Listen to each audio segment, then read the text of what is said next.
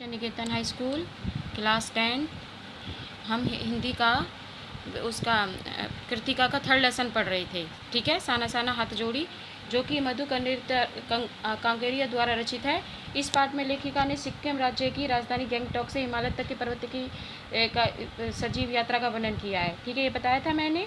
ठीक है, लेखिका जो है गंगटोक में रात को तारों से जगमगाते हुए आसमान को देखती हुई रात में ऐसा संबोधन कर रही है। उसका जो आगे वो पूरे उसमें गंगटोक में घूमना चाहती है, तो उसके जो गाइड है, उनकी गाड़ी चलाने वाला जो गाइड है, उसको गाइड करने वाला, तो उसका नाम है जतिन नार्गे, जो उनको ऐसी आगे यात्राओं पर ले जाता है। तो उसे वहाँ पर उसने सुबह उठकर युमथांग जाना चाहती है। यदि मौसम साफ हुआ तो हिमालय की सबसे ऊंची चोटी उसे दिखाई देती है।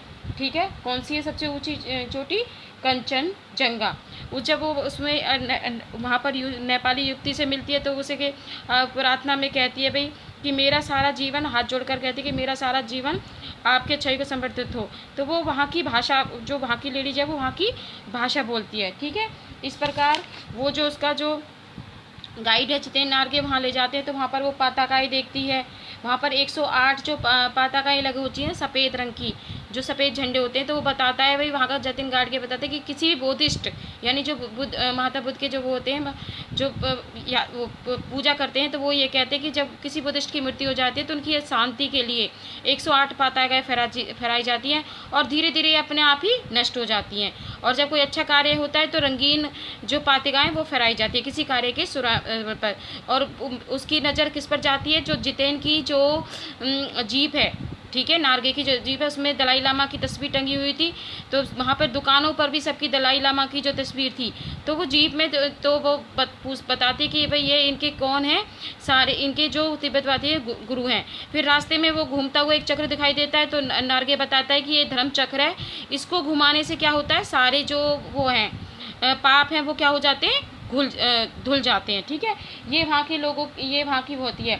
फिर उसके बाद वो सिलगुड़ी के साथ चल रही तिस्ता नदी, सिलगुड़ी के वहाँ पर कौन सी नदी बहती है? सिलगुड़ी नदी के सौंदर्य को का वर्णन करते हैं। नार्गे बताता है कि वह सिलगुड़ी नदी बहती है। ठीक है, तो वहाँ पर उस नदी का सौंदर्य देखने को मिलता है। प्राकृतिक सौंदर्य को अपने कैमरे में वो बंद कर लेती है। इस प्रकार वो आगे चलते हैं। आगे वो जीप में देखती है, तो वहाँ देखती है कि वहाँ पर जो लेडीज हैं, वहाँ की जो नेपाली जो लेडीज हैं, वो क्या करती हैं, मेहनत को बादशाहों का शहर कहा जाता है इसको, गैंगटॉक को, क्योंकि वहाँ की जो महिलाएं हैं रास्ता चौड़ाने के लिए क्या करती हैं, पत्थर कूटती हैं, और वो अपने बच्चों को पीठ पर बांध देती हैं और वहाँ पर रास्ता देती हैं। वहाँ पर क्योंकि वहाँ पर जो है गरीबी ज़्यादा है, तो वहाँ की जो लेडीज हैं घर के कार्य के अलावा वहाँ पर ऐसे भी बहुत सारे कार्य करती हैं, जैसे सड़क को चौड़ा करने के लिए वो पत्थरों को तोड़ती हैं। वहाँ के जो बच्चे हैं, आगे मैंने बताया था कि वहाँ के जो बच्चे हैं पढ़ाई करते हैं कुछ, और कुछ दूर वहाँ पर दूर तक जाने के लिए उन बच्चों को कोई साधन नहीं है उसको स्कूल जाने के लिए। वो बच्चे क्या करते हैं, पैदल जाते हैं, और बाद में वहाँ से आने के बाद, स्कूल से आने के बाद वो क्या करते हैं, अपने माता पिताओं के साथ घर के कार्यों में बताते हैं। फिर उसके बाद जब आगे चलती है, चीप चढ़ाई पर चढ़ती है, तो जितेंद्र नार्गे कहता है कि मैडम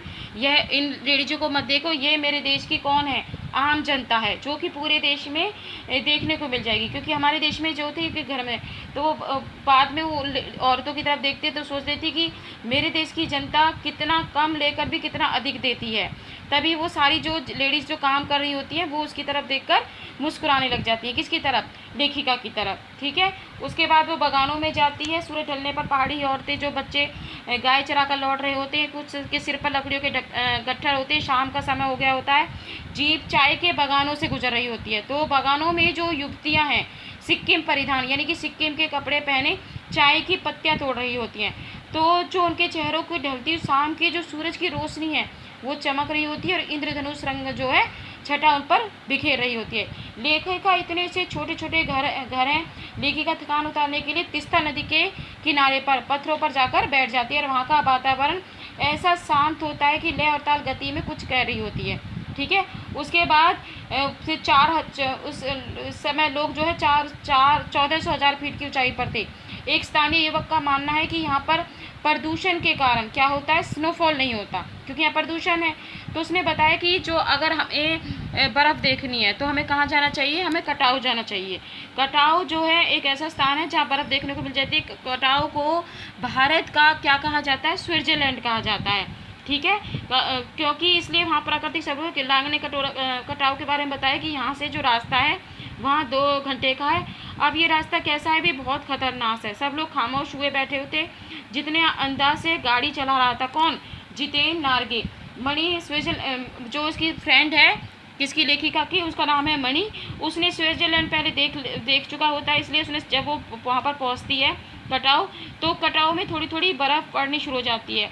तो वो देखकर ये लेखिका बर्फ़ में जाना चाहती है, परंतु उसके पास बर्फ़ में पहनने के लिए जूते नहीं होते।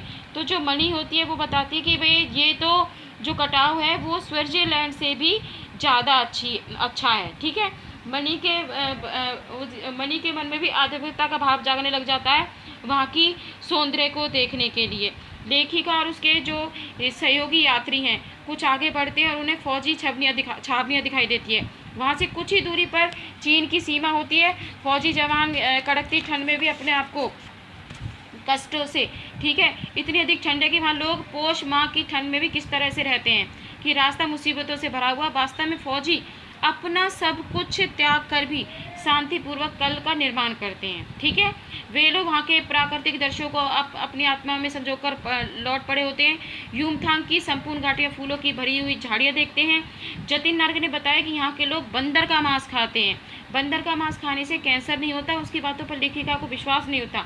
यूमथांग पहुंचकर लोगों को सब कुछ फीका फीका लग रहा था, क्योंकि वहाँ के जो लोग हैं अपने आप को भारतीय कहलाने पर गर्व महसूस करते हैं। पहले सिक्किम जो था स्वतंत्र राज्य नहीं था, वह भारत का एक ही हिस्सा बन गया था। ऐसा होने से वहाँ के पहाड़ी कुत्तों पर ज्वार भाटे की तरह पूर्णिमा की चांदनी का प्रभाव पड़ता था। लौटते समय जितेन नार्गे ने बहुत सी जानकारी उन्हें दी कि भाई यहाँ पर कुछ चावल जो है ज़्यादा मात्रा में होते हैं। कहा जाता है कि यहाँ पर गुरु नानक देव जी आए थे तो उनके हाथ से कुछ चावल के कुछ कण गिर गए थे, जिससे यहाँ पर जो है उसकी चावल की खेती जो है ज़्यादा मात्रा में होती है, ठीक है। तो जितेन नार्गे ने काफ़ी कुछ उनको इस तरह से बताया।